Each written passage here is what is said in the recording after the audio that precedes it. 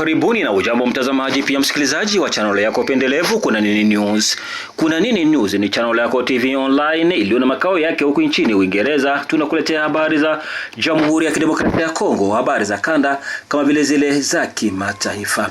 Leo ni siku ya Jumatano ya tarehe Aprili 15 mwaka wa 2026. Haya ni matangazo yetu ya jioni. Katika yale tumekuandalia mtazamaji pia msikilizaji, Kuna Nini News. Nini kinatokea Goma tena? Mtazamaji, nakuomba uandamane nasi tangu mwanzo hadi mwisho, lakini kabla tuendelee, naomba wewe ambao bado hujasubscribe, tafadhali huu ni muda wako, usikose kusubscribe, usikose kulike, usikose kuacha comment yako na kutuandikia mahali ulipo. Na kwa mwisho usikose kushare, yaani kupartager, kuwasambazia wengine. Huu utakuwa ni mchango wako mkubwa kwetu na itatupelekea sisi kuja kesho kwa kishindo zaidi. Na bila ya kupoteza muda, kuna nini? Mtazamaji, tunakwenda kuzungumzia kuhusu masuala ya kupoteza sehemu za siri kwa wanaume haswa. Kulikoni? Maneno hayo. Katika mji wa Goma, swala hili la kupoteza miili au sehemu za siri za wanaume zinaripotiwa kwamba zimefika au zimetokea katika mji huo. Ni kweli? Ikumbukwe hapa kwamba swala la kupoteza uume yazungumziwa sehemu nyingi, na kufahamu ukweli sio jambo rahisi. Watu hujitokeza kwamba wamenibeba, nirejeshe vyako vinini makubwa. Hili mtazamaji pia msikilizaji limetokea Goma kwa leo. Lakini baada ya utafiti ambao umefanywa na waandishi wenzetu katika mji wa Goma, imekutwa kwamba huenda yote yanayosemwa ni habari za uongo. Mtazamaji, na kwenda kujiunga na mwenzetu Stoicien Sky Lwembo, ambaye ni mwandishi wa habari katika mji wa Goma, ambaye alifuatilia jambo hili ili afahamu kwa kweli yanayosemeka ni mambo sahihi au ni uvumi tu. Bwana Stoicien, jaribu kutupatia picha. Wewe unapatikana katika mji wa Goma, na vile vile yawezekana umeshuhudia kisa kama hiki kwa mtu ambaye alijitokeza eti wamembeba vyake. Jaribu kutuambia nini kilitokea. Asante sana mpasha habari, asante kwa kunipa nafasi hii ya kujieleza na kueleza yale ambayo nimegundua kulingana na swala hilo ambalo kwa siku hizi tayari linagonga mwamba hapa mjini Goma. Na hiyo ni tangu kabisa takriban miezi miwili hivi kuna shuhudiwa hapa na pale ngambo zote, ndani ya kata zote watu wanasema wamebebwa viungo vya siri. Na hiyo kabisa nilihusika na jambo hili sana. Nilitaka kugundua kiukweli ni namna gani mambo haya yanaendeka.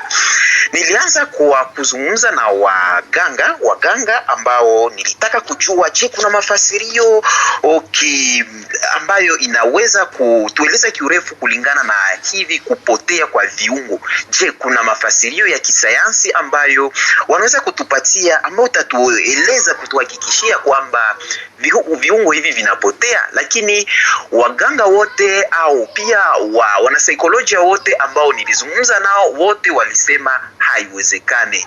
Viungo vya siri havipotee, viungo vya siri viko, na hiyo inatokana tu na magonjwa ya kisaikolojia ambayo watu ambao wanaishi mahali kumetokea visa vya hizo, kwa Kifaransa wanaita conflict, ambako kunakuwa hali ambayo inaweza kutumia mtu kuwa asiwe kwa hali nzuri ya kiafya kiakili. Hiyo inaonekana, na hiyo wanaita kwa Kifaransa syndrome de Coro. Syndrome de Coro yani ni mkusanyo wa alama nyingi ambazo zinatokana na hiyo woga, ambazo hiyo kukosa kujiaminia, mambo mengi yanapatikana humo, na hiyo inaletea watu kujihisi kwamba viungo hivi vya siri vinapotea. Sasa hiyo inatokana kwa wanaume pia kwa wanawake. Na hapa mjini Goma kesi hiyo kabisa inashuhudiwa sana kwa wanaume. Wanaume ni vijana, hasa ni vijana tayari ndio wanashuhudia hiyo, na nilibahatika kuzungumza na kijana mmoja ambaye alitupatia ushuhuda wake. Yani sijui kama unanipa nafasi ni kutolea ushuhuda wake ya kijana huyo.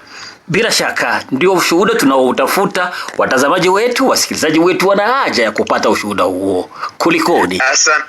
Asante sana. Ilikuwa hapo siku ya kwanza, ilikuwa ndani ya basi ikitoka kwenye soko la Kituku kwa wale ambao wanajua mji wa Goma, na basi ilikuwa ikijielekeza ndani ya Centreville ama mjini, ndani ya kati ya mji kwenye mji wa Goma. Na kijana mmoja alikuwa ndani ya basi wakati walikuwa wakiendelea, wanafika hapo kwenye rond-point ULPGL kwa wale ambao wanajua mji wa Goma. Mama moja akaingia ndani ya basi. Ndani ya basi humo tunajua sote, kwani ni kwa Kifaransa wanaita transport en commun, ni safari ya umati, watu wengi wanaingia humo. Mama akajikwaruza kwa kijana, na ni hapo ndipo hilo jambo linatokea, kwani wale wote ambao wanasema kwamba viungo vyao vya siri vinapotea inatokana na kujikwaruza mtu, hasa wanawake ndio wanashtakiwa, wanashutumiwa kusema kwamba ni wao ndio wanabeba hivi viungo vya siri. Huyo mama akajikwaruza kwa huyo kijana, na hapo kijana huyo akilalamika ndani ya basi kusema kwamba huyo mama amemchukua kiungo chake cha siri. Hiyo kabla kijana huu kutizama kwenye kiungo mahali ambako kiungo chake cha siri kinapatikana, huyo akaleta fujo, ikawa fujo ndani ya basi, watu wakalalamika, ikikuwa woga.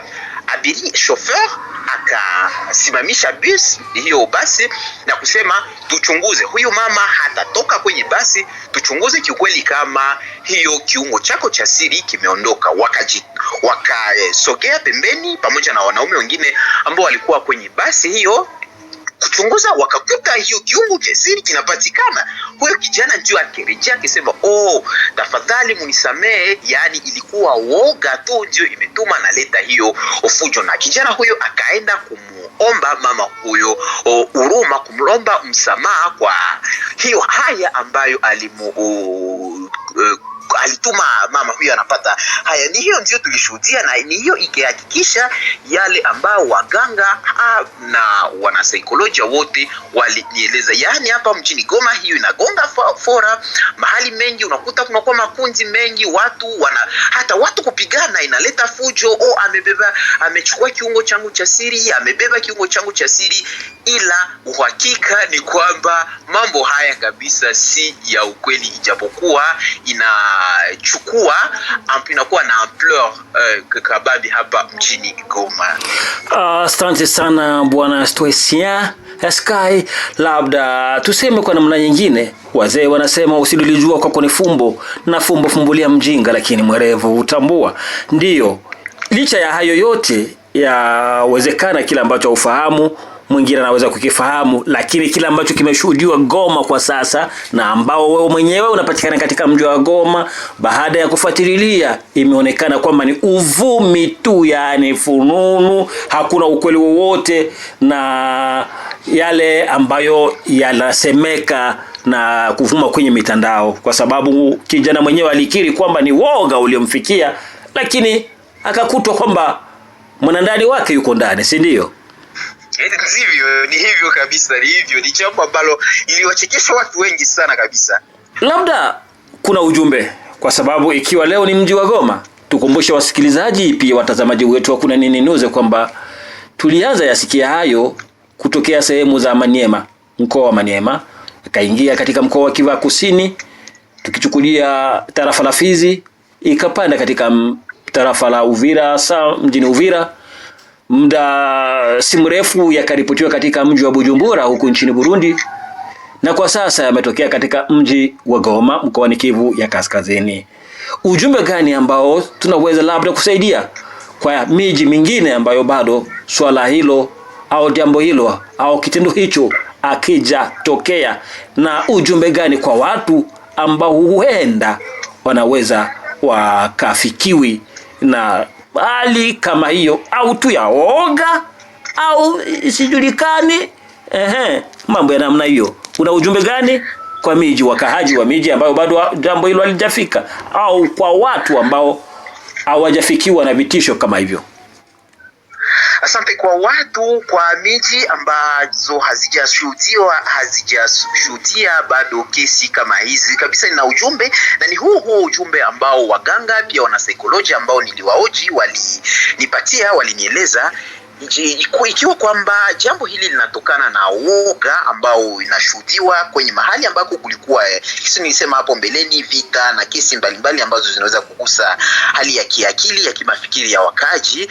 Kwa wale watu wote kabisa nitawaalika kuwa kimya, kuwa calm na kuenda kuzungumza na wanasaikolojia, sababu ni jambo ambalo linagusa kiakili na mtu inaweza kufikia mtu au hakikisha kwamba ni kweli kiungo kimepotea, lakini akishajua kwamba hiyo ni uongo, tafadhali aende kuzungumza na mwanasaikolojia ama mganga, ataweza kumuelekeza. Na kwa watu wengine wote kabisa nitawalika wasiweze kutegea sikio uvumi kulingana na hiyo, kwani imeshuhudiwa kwamba ni uongo kabisa, ni uongo na ni mambo ambayo haikuhakikishwa. Asante sana Bwana Stoicien. Hivi nakukumbusha au nakumbusha watazamaji na wasikilizaji kwamba wewe ni mwandishi habari mwenzetu unayepatikana katika mji wa Goma. Kabla tuachane tu, ungegusia pale ambako watu wengi wanatamani kufahamu. Kuna nini ambacho watu huwa wanashikilia kusema kwamba ndio dawa au kinga ya mtu asifikiwe na tukio hilo? Yale mtu anaweza akakutana na mtu ujiani, anamuona anavishikilia au anavivaa, mtu akafikiria labda ni pambo tu, lakini wanaeleza nini uvumi kwamba ndio labda tija au dawa au kinga mtu asipatwe au kufikiwa na uvumi huo? Asante sana.